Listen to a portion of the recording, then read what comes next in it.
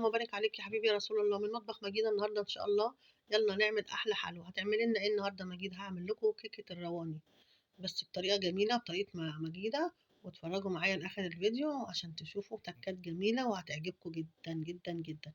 يلا كده نقطع حتة من كيكة الرواني ونشوف الرواني. الكيكة الجميلة دي جميلة جدا جدا جدا، وربنا يحسن ما بين ايدينا وايديكم. متنسوناش بقى بلايكاتكم الجميلة وتفعيل الجرس عشان اعمل لكم كل جديد.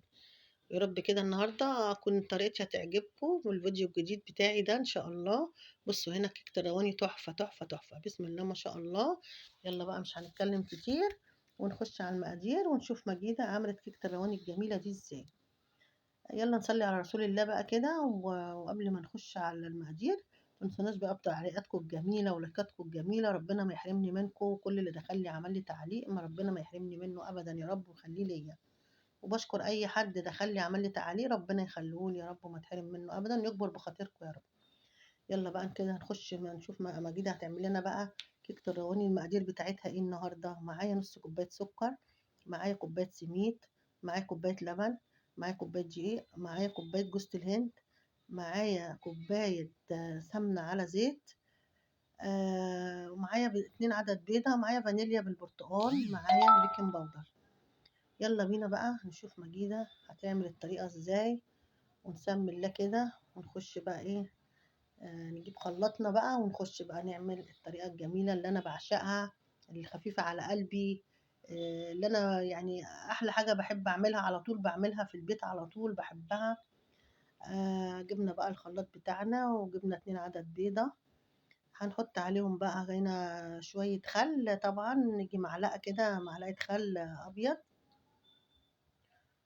عشان ما يبقاش البيت زفر. هنجيب برضو معانا كيس الفانيليا اللي هو بالبرتقال ده، جميل جدا على فكرة. لما تجيبوه تعملوا بيه الكيكة والحاجات دي وهريسة الذرة وكيكة الرواني، جميل جدا جدا، ريحة جميلة بتاعته الصراحة، وبيدي لون جميل جميل. بسم الله ما شاء الله.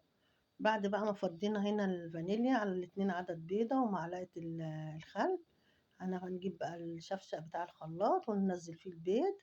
يلا بينا بقى ايه نكمل مقاديرنا. معايا نص كوباية سكر، معايا كوباية الا ربع سمنة على زيت،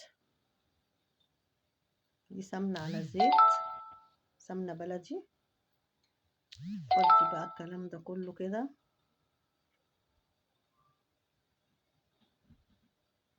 معايا برضو كوباية لبن هننزل بيها.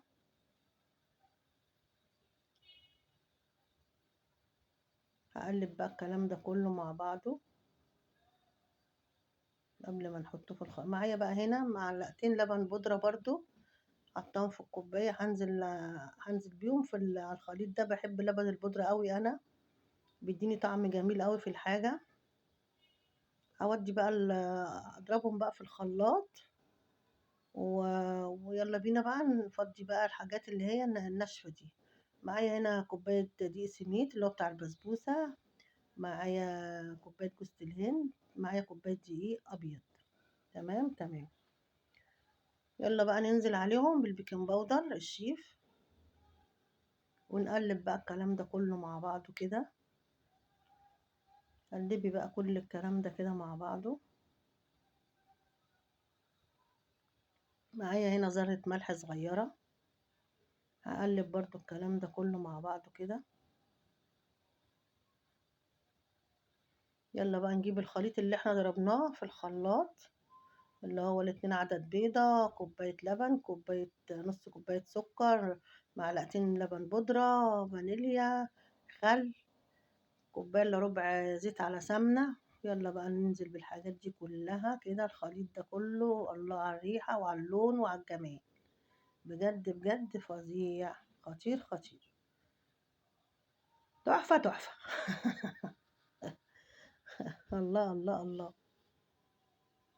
تنسوناش بقى بلايكاتكم الجميلة ودعواتكم الحلوة، ومتنسوش تدعوا لأمي وأبويا وأخويا بالرحمة، وتدعوا لإخواتنا الفلسطينيين ربنا ينصرهم على مين يعاديهم. هنقلب بقى الكلام ده كله مع بعضه وربنا يحسن ما بين ايدينا وايديكم. وبشكر اخواتي كلهم حبايبي اللي بيخش يحطوا لي تعليق حلو، يعملوا لايك، ربنا ما يحرمني منكم ابدا. اخواتي داخل مصر وخارج مصر بحبهم جدا والله، كل اللي بيعلق لي خارج مصر برضو بحبه، ربنا ما يحرمني منه ابدا يا رب. هنقلب بقى الكلام ده كله مع بعضه.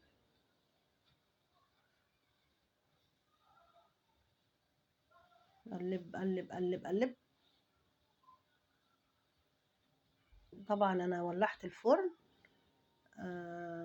من 10 دقايق كده، عشان طبعا اول ما تدخلي الصينيه تكون ايه سخنه. هنا دهنا الصينيه بقى، دنيا سمنه زيت اللي انت عايزه تحبيه متاح عندك اعمليه. هننزل بقى بالخليط اللي احنا ضربناه.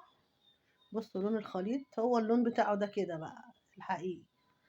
يلا ننزل بقى كده وندخلها الفرن. ويلا بينا بعد ما دخلناه الفرن هنجيب بقى كوبايه سكر نعمل العسل بتاع كيكه الرواني. كوبايه سكر، كوبايه ونص ميه، حط كمان ونص ليمونة، نعصر نص ليمونة ونقلب بقى الكلام ده كله كده مع بعضه.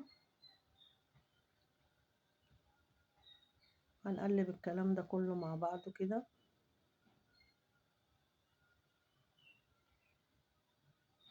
يلا بينا بقى نشوف الصينية اللي في الفرن. الله الله الله، اللهم صل على النبي، الله أكبر، اللهم صل على النبي على الجمال وعلى الحلاوة. ربنا يحسن ما بين ايدينا وايديكوا. طبعا العسل استوى والكيكة استوت. هنجيب العسل بقى وننزله على كيكة الرواني الجميلة اللي ريحتها جميلة تشهي. ويا رب كده اكون ضيفة خفيفة عليكم، ما كنتش تقلت عليكم، واكون يعني اي حاجة بعملها تنول رضاكم. وبصوا بقى هنا بقى بصوا العسل شرب ازاي. هنا نجاح الكيكة والبسبوسة والكلام ده، من لما تلاقيها شربت كده تعرفي ان هي كلها ايه خفيفة من جوه وفيها هوا متنفسة جوه. يروح بقى العسل ايه متشرب فيها، انما لو مكتومة بقى كده ما تتشربش. بصوا الجمال. هنا بقى حطينا بقى جوز الهند، ويلا بينا بقى ايه نطلع حتة كده وندوق بقى نشوف الجمال والحلاوة دي. الله الله الله، دايبة والله العظيم، دايبة دوب. اللهم صل على النبي، الله أكبر، اللهم صل على النبي. هدوق بقى كده. يا رب أكون ضيفة خفيفة عليكم النهاردة، وأكون فدتكم بحاجة. وجربوا طريقة مجيدة. بصوا هنا بقى ال- الكيكة والله العظيم تحسيها هبو كده هشة كده، بسم الله ما شاء الله على الجمال يعني. واقول لكم ايه بقى ان شاء الله كده. اشوفكم في فيديو جديد. ومتنسوناش بتعليقاتكم الحلوه برضو ولايكاتكم الجميله. وقوموا كده يلا اعملوا كيكه الرواني العسل دي. بصوا عسل عسل عسل، لونها جميل جدا. الله الله على اللون وعلى الريحه وعلى الجمال.